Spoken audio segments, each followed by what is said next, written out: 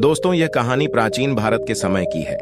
आज के समय में हमारा देश तो आजाद हो चुका है, हम स्वतंत्र हैं, कहीं भी और जा सकते हैं, लेकिन हमारा मन स्वतंत्र नहीं है।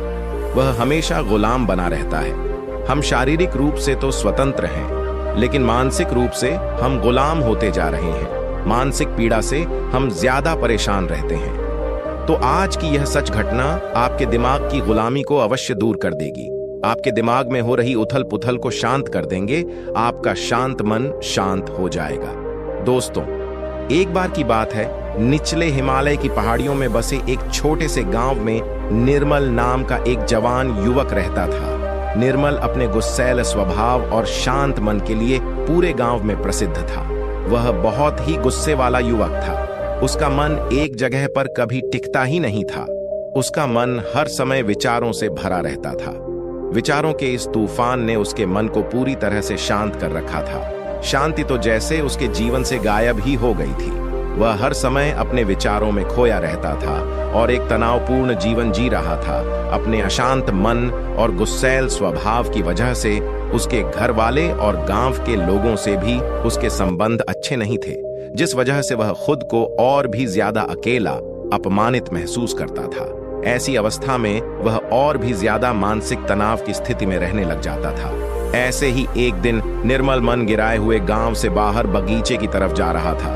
उसका किसी से बात करने का मन भी नहीं हो रहा था, क्योंकि वह अपनी जिंदगी से और शांत मन से बहुत ही ज्यादा परेशान था। उसे कुछ भी समझ में नहीं आ रहा था कि अब उसे क्या करना चाहिए।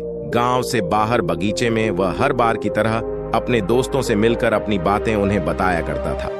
आज वह उसी बगीचे में गया तो उसके दोस्तों ने पूछा कि निर्मल, आज तुम बहुत ज्यादा ही निराश हो, इतना परेशान हो क्यों नहीं? तुम उस पहाड़ी के पीछे एक आश्रम है, उसमें एक बौद्ध महात्मा रहते हैं। वह बहुत ही ज्ञानी है, क्यों नहीं तुम उनके पास जाते हो? वह तुम्हारी सारी समस्याएं दूर कर देंगे। अपने दोस्त की बात मानकर निर्मल उन बौद्ध महात्मा से मिलने अगले दिन सुबह के समय ही अपने घर से निकल पड़ा। जब वह सुबह वहां पर पहुंचा तो उसने उन बौद्ध महात्मा को देखा कि वह सुबह के समय आश्रम में लगे पौधे को पानी दे रहे थे। चारों तरफ चिड़ियों की चहचहाहट से आश्रम का वातावरण सुबह के समय बिल्कुल खिल उठा था। पौधे को पानी देने के बाद वह महात्मा एक पेड़ के नीचे ध्यान की अवस्था में बैठ गए।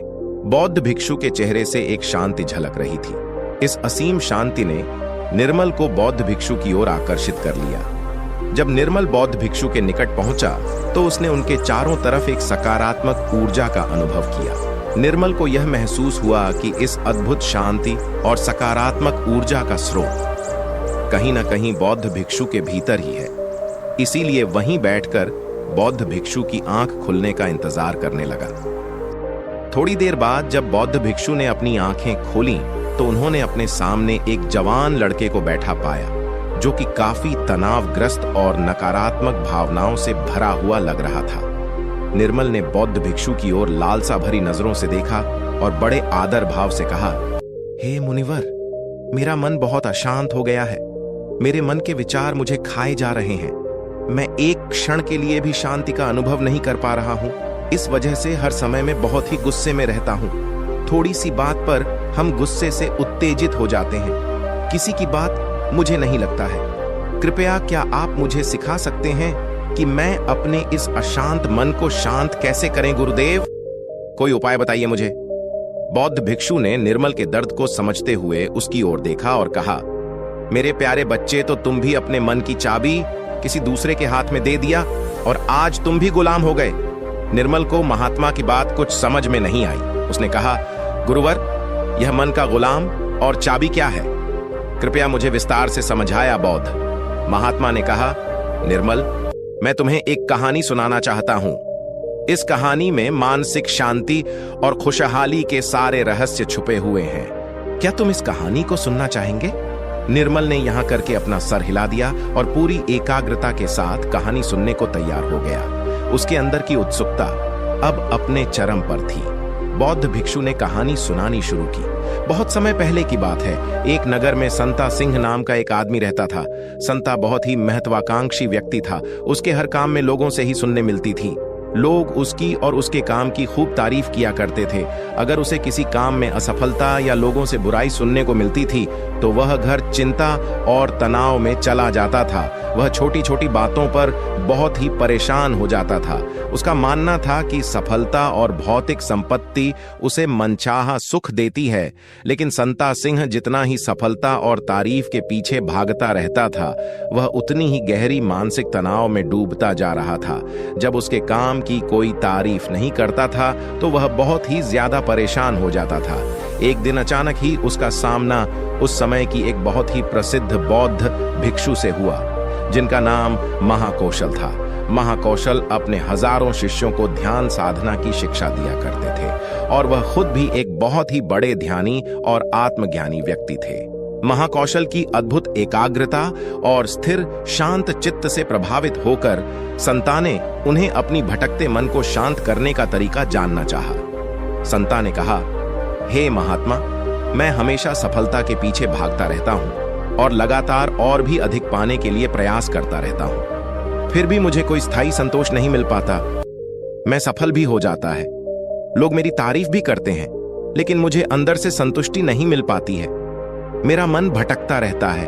हे गुरुवर, मुझे इस बेचैनी से और शांत मन से छुटकारा पाने के लिए कृपया करके कोई उपाय बताइए। बौद्ध महात्मा ने उसकी तरफ करुणा भरी नजरों से देखा और उत्तर दिया, तुम्हारा मन शांत नदी की तरह है जो हमेशा बहता और दौड़ता रहता है, कभी स्थिर नहीं रह पाता।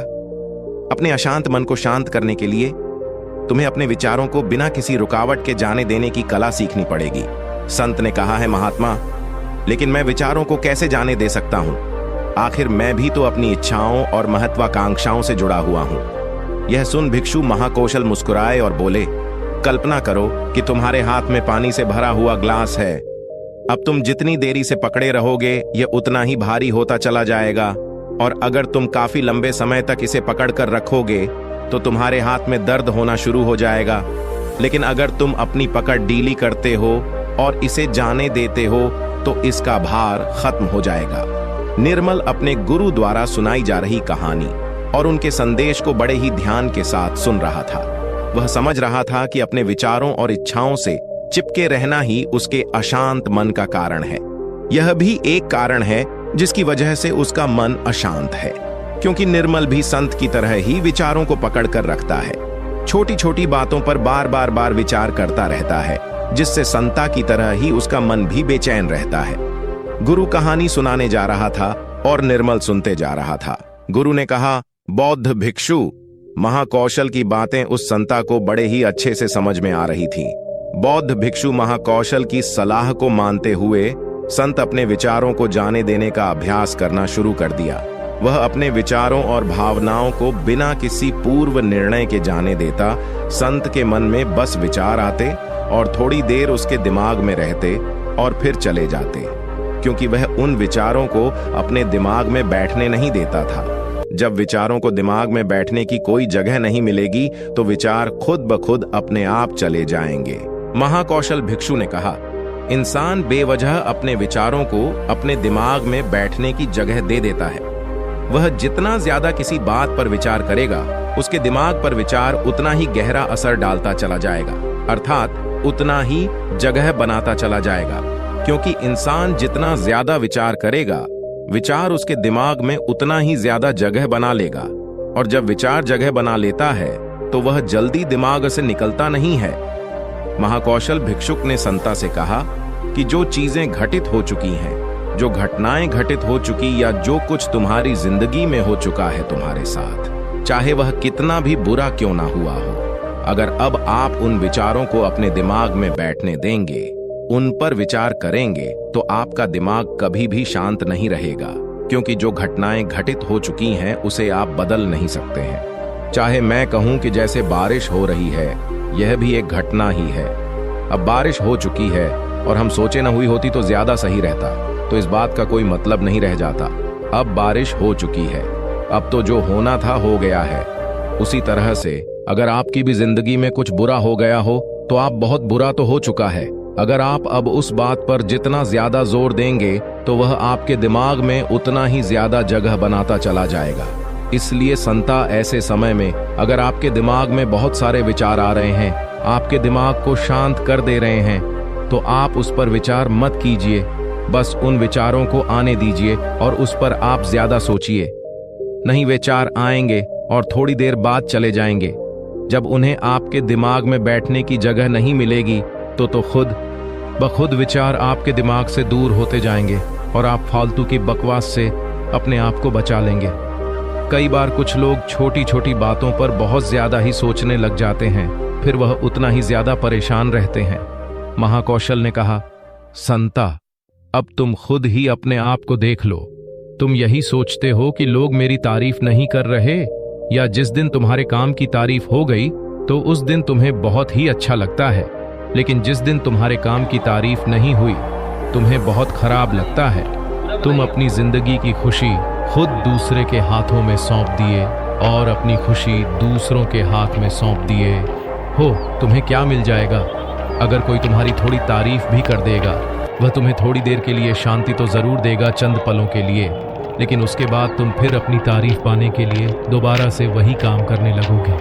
पूरे दिन पूरी रात तुम इसी सोच में बिता देते हो कि मैं कितना बढ़िया काम करूं कि लोग मेरी तारीफ करें, या ऐसा क्या करना, कितना बड़ा बन जाओ कि लोग मेरी तारीफ करें। ये विचार तुम्हारे दिमाग में जगह बना बैठा है। इस विचार से तुम हमेशा परेशान रहते हो। तुम्हें अपने दिमाग से इन विचारों को जगह नहीं देना है। अर्थात अगर ऐसे विचार तुम्हारे दिमाग में आए तो तुम उस पर विचार न करो। इस बात की आशा मत रखो कि लोग मेरी तारीफ करेंगे। यही आशा ही तुम्हारे दिमाग को शांत कर दे रही है। पूरे दिन पूरी इसी सोच में तुम बिता देते हो कि मैं कितना बढ़िया काम करूं कि लोग मेरी तारीफ करें, या ऐसा क्या करें, कितना बड़ा बन जाओ कि लोग मेरी तारीफ करो। ऐसा विचार तुम्हारे दिमाग में बैठा है। इस वजह से तुम हमेशा परेशान रहते हैं। तुम्हें अपने दिमाग से इन विचारों को जगह नहीं देना है। अर्थात अगर ऐसा विचार तुम्हारे दिमाग में आए तो तुम उस पर विचार न करो। इस बात की आशा मत रखो कि लोग मेरी तारीफ करेंगे। यही आशा ही तुम्हारे दिमाग को शांत कर दे रही है, अशांत मन का। यह भी बहुत बड़ा कारण होता है कि किसी से बहुत आशा लगा लेना, किसी से बहुत उम्मीद रखना, क्योंकि उम्मीद रखना भी तुम्हारे मन को एक दिन शांत जरूर कर देगी। जरूरी नहीं कि तुम्हारी हर उम्मीद पूरी हो, और जरूरी यह भी नहीं कि तुमने जिससे उम्मीद लगाया है वह तुम्हारी उम्मीद पर खरा उतरे, क्योंकि उम्मीद एक दिन जरूर टूटी है, और जब उम्मीद टूटेगी तो तुम्हें दुख होगा, तुम्हें बहुत दर्द होगा, तुम्हारा फिर अशांत हो जाएगा, तुम गहरे दुख में डूब जाओगे।